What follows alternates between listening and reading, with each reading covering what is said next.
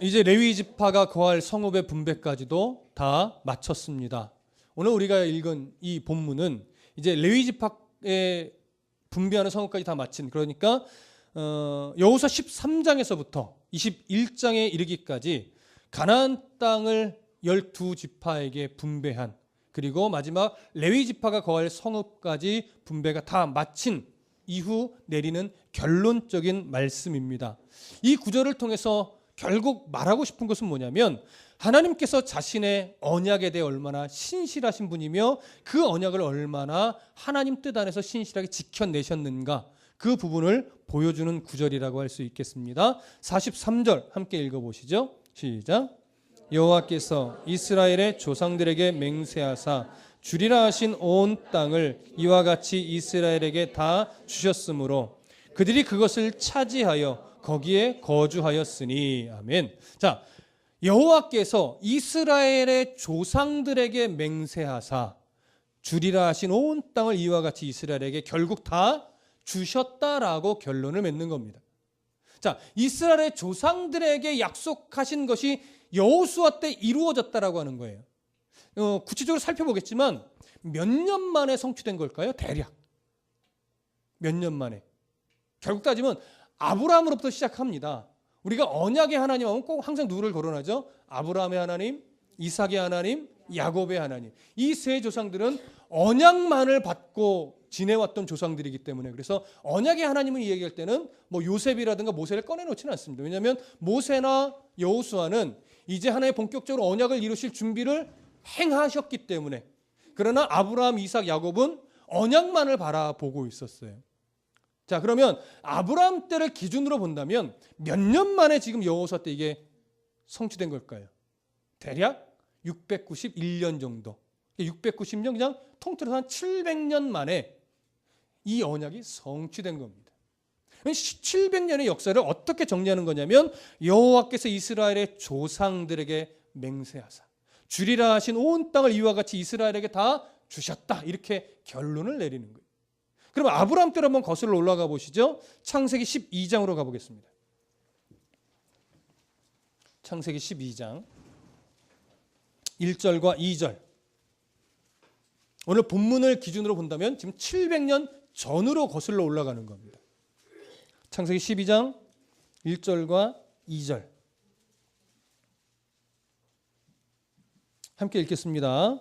시작. 여호와께서 아브라함에게 이르시되 너는 너의 고향과 친척과 아버지의 집을 떠나 내가 네게 보여줄 땅으로 가라. 내가 너로 큰 민족을 이루고 네게 복을 주어 네 이름을 창대하게 하리니 너는 복이 될지라.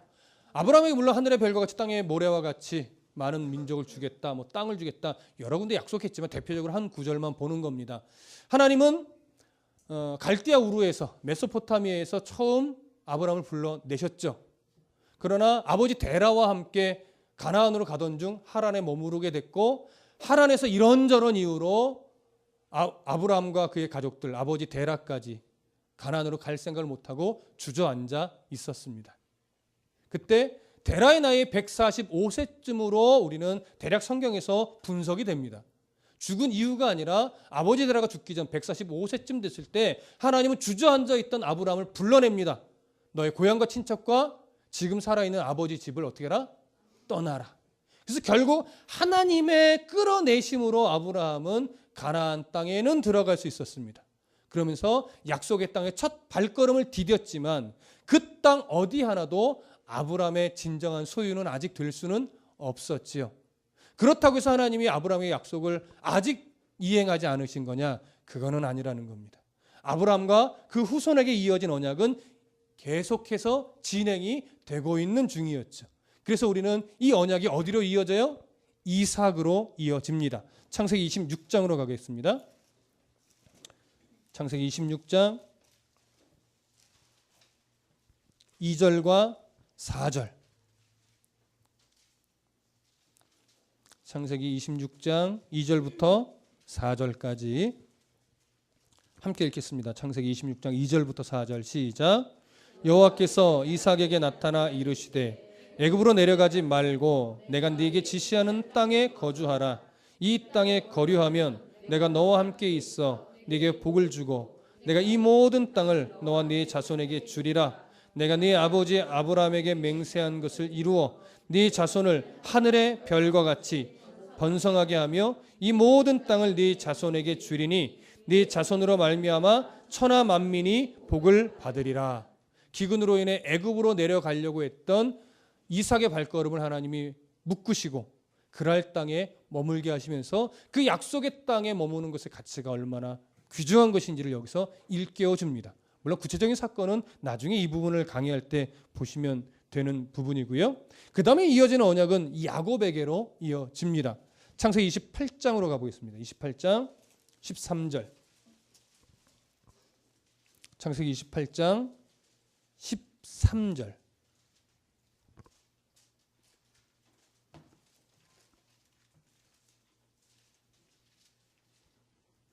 함께 읽습니다. 시작. 또 본즉 여호와께서 그 위에 서서 이르시되 나는 여호와니 너의 조부 아브라함의 하나님이요 이삭의 하나님이라. 네가 누워 있는 땅을 내가 너와 네 자손에게 주리니. 야곱이 이제 에서의 형을 피해서 바단 아람으로 말하자면 피신할 때 베델에서 하늘에서 오르락내리락 하려는 사닥다리의 환상을 보면서 하나님이 야곱에게 약속하신 내용입니다. 하나님이 이렇게 계속해서 하나님 자신의 언약을 야곱에게로 이어가셨습니다.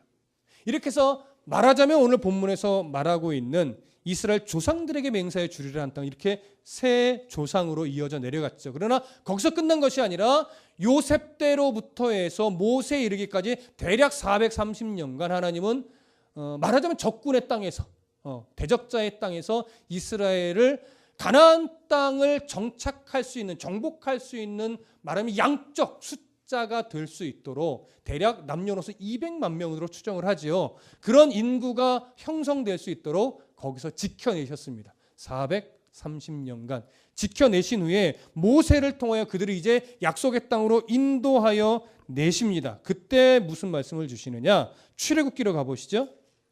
출애굽기 3장 7절부터 7절 8절. 출애굽기 3장 7절 8절.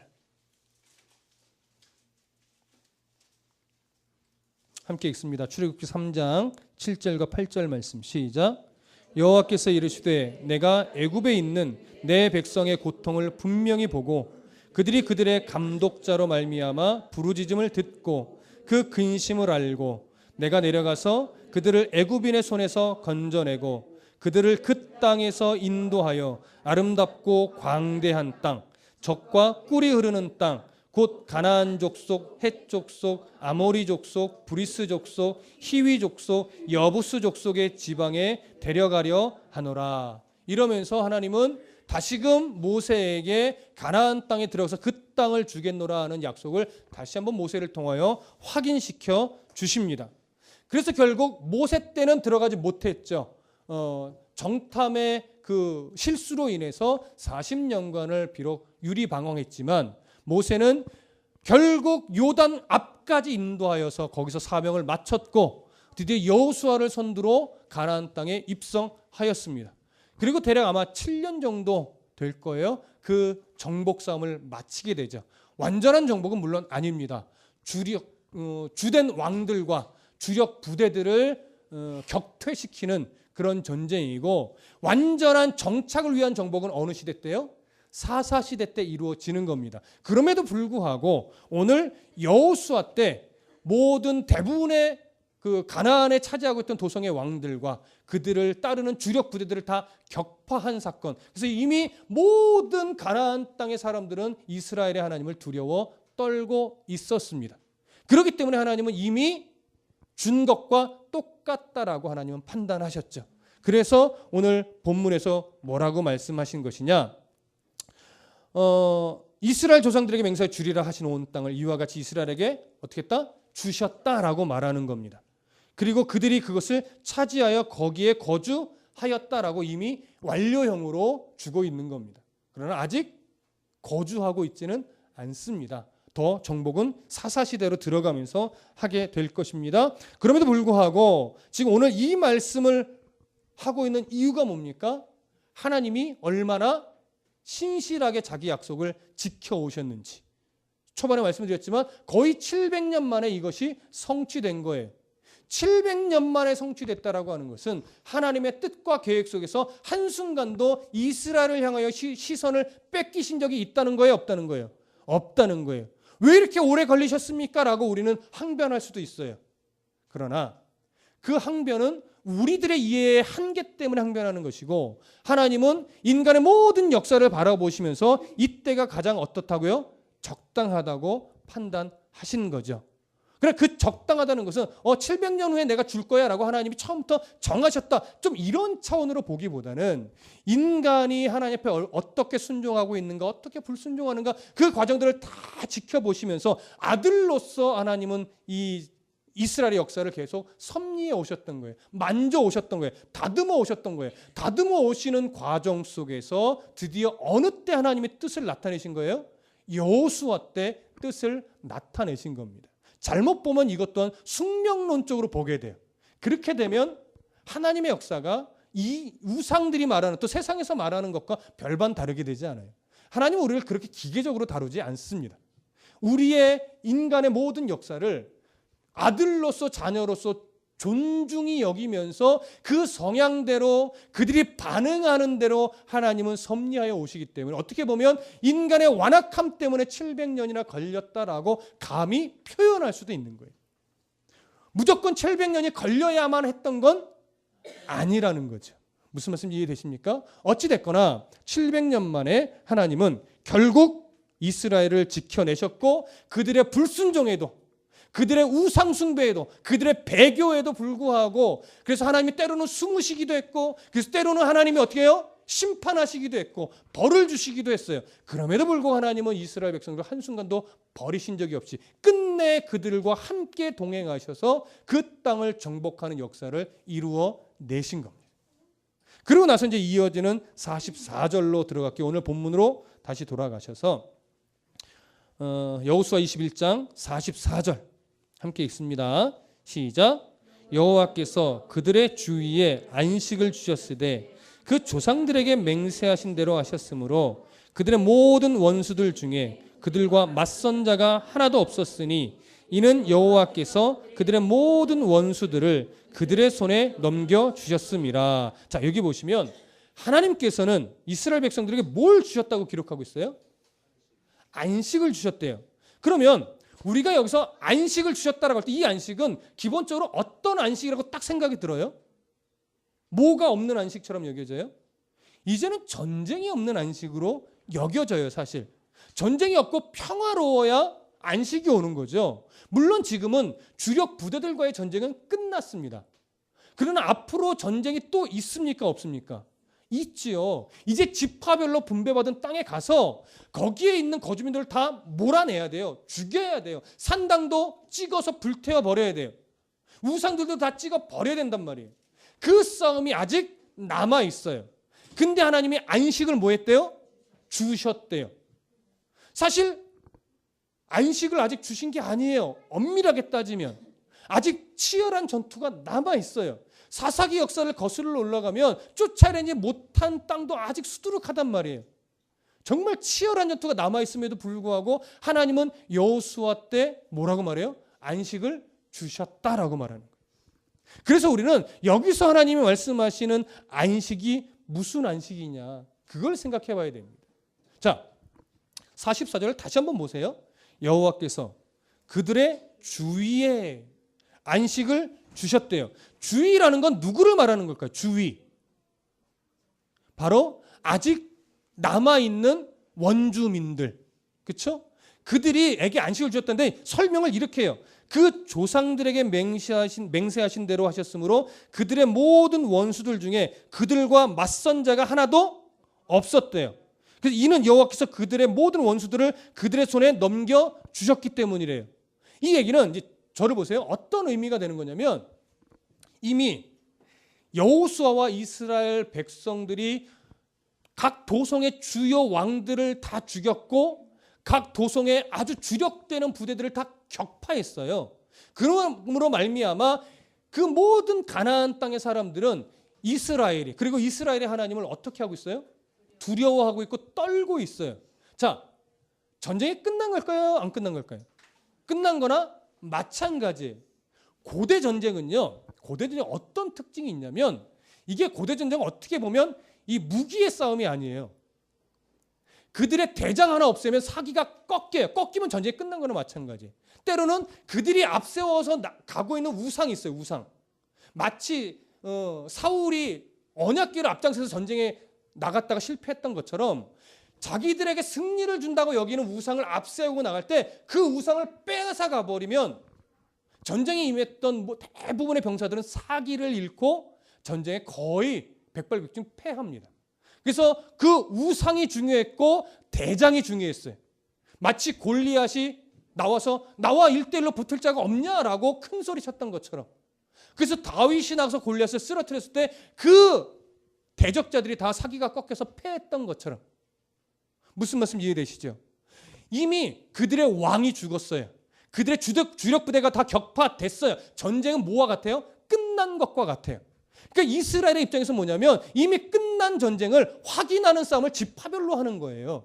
그러니까 두려워하지 말고 하나님의 방법대로 하나님을 믿고 하나님 어떻게 싸우면 될까요? 물으면서 하나님 원하시는 대로 갔다면 가나안 땅 정복은 어떻게 해요? 누워서 떡 먹기죠. 근데 엄밀하게 따지면 누워서 떡 먹는 건 어렵다고 해요. 진짜 힘든 거라고 하는데 어쨌든 우리식 개념으로는 쉽다라는 얘기예요. 그렇죠? 그래서 이미 모았다고요? 안식을 줬다는 건 그들이 지금 싸울 엄두를 못 내고 있고 이미 패한 것과 같다. 그런 은혜를 하나님이 주셨다라고 하는 차원에서 이미 안식을 준 거란 말이에요. 근데 이 안식을 이스라엘이 이후의 역사를 보면 제대로 안식을 누려요? 못 누려요? 못 누려요. 이게 속상한 거예요.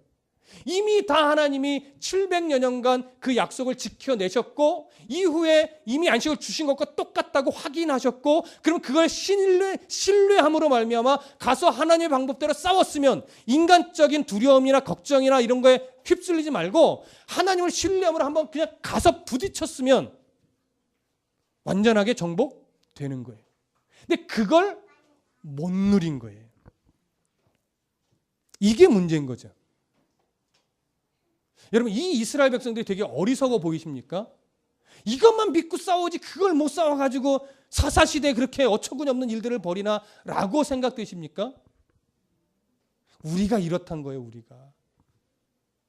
우리의 인생을 잘 뜯어보면 사실 하나님은 한 번도 우리를 외면하신 적이 없어요. 끝내 하나님의 신실한 백성으로 만들어내셨고 하나님 때문에 살아가는 사람으로 만들어 놓으셨어요. 그 하나님은 이 이스라엘을 700년간 지키시면서 이 언약을 성취하신 하나님은 오늘 우리들에게도 동일하게 섭리하시고 지켜보시고 우리의 오른손을 붙잡고 우리의 인생을 끌고 가고 계시단 말이에요. 그래서 우리는 그 은혜를 발견했을 때 아멘 할렐루야 주님만 위해서 살겠습니다라고 두 손 높이 들고 눈물 흘리며 기도하고 정말로 한때는 주님을 위하여 모든 시간들을 드릴 때도 있었죠. 그런데 순간 환경이 어그러지고 어려워지고 말도 안 되는 상황에 우리가 푹푹 들어가게 될 때 그 하나님이 계속해서 신뢰하게 되던가요? 그렇지 않다라고 하는 거예요. 그런 우리의 모습들을 발견할 때 이 이스라엘이 결국 나를 말하는 거구나. 이걸 깨닫게 되는 거죠. 그러면 이런 이스라엘이 어리석은 이스라엘이 바로 내 모습이라면 우리는 다시 뭘 배워야 되는 거예요? 이 지금까지 지키신 하나님 이후로도 나를 지켜내시는 하나님이 맞구나. 내가 왜 이 환경 때문에 걱정에 매이고 염려에 쌓이지? 그거 아닌데. 지금까지 지키신 하나님은 왜 어디로 가버린 거지? 그 하나님은 앞으로도 지켜내실 것을 내가 신뢰해야 하는데 왜 신뢰하지 못하고 있지? 이걸 바라보셔야 되는 거예요. 그래서 여러분 지금 전쟁은 남아있지만 이스라엘에게 말하는 안식은 어떤 안식이냐? 전쟁을 하지 않아도 된다는 차원의 안식이 아니라 지금까지 지켜내신 하나님을 신뢰함으로 말미암아 하나님의 평안으로 들어가는 안식이에요. 하나님을 자랑하는 안식이에요. 하나님께 모든 영광을 올려드릴 수 있는 용기를 내는 안식이에요. 하나님 주신 은혜를 가지고 담대하게 가나안 땅을 향하여 들어가 정복할 수 있는 안식이죠. 여러분들의 지금 머릿속에 차지하고 있는 근심과 걱정과 염려들이 뭡니까? 그건 충분히 있을 수 있는 걱정이고 염려고 근심이고 두려움입니다. 그게 사라질 수는 없습니다, 여러분. 그거 인정하셔야 돼요. 믿음이 좋다고 해서 걱정이 사라지고 근심이 사라지지 않아요. 걱정은 여전히 우리 머릿속에 우리가 아직 죄인이고 연약하여 걱정과 근심권이 수없이 우리 머릿속으로 침투하여 들어옵니다. 그러나 믿음이 깊어지고 말씀 안에서 은혜를 발견하는 자들은 그것들이 올 때 무엇을 생각하는 거예요? 하나님이 넘어갈 힘을 주시는 하나님이지. 그 하나님이 내 오른손 붙잡고 있지. 죽을 것 같은 것이지 죽는 건 아니지. 피 흘릴 것 같은 거지 피 흘린 건 아니지. 그런 진리를 발견하는 거예요. 그걸 발견하면 여전히 어려운 일들은 내 앞에 놓여 있는데 마음이 불안하지 않아요. 이게 안식이에요, 여러분.